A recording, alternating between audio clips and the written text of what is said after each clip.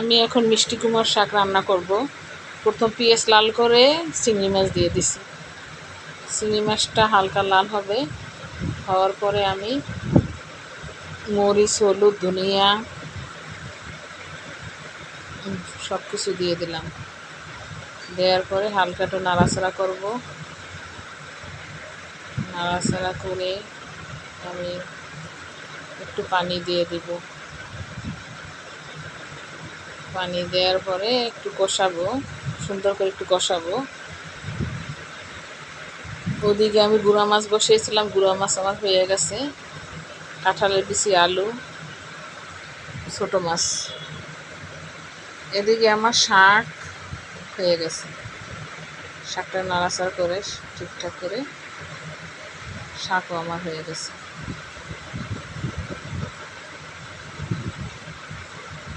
শাক রান্না আমার শেষ।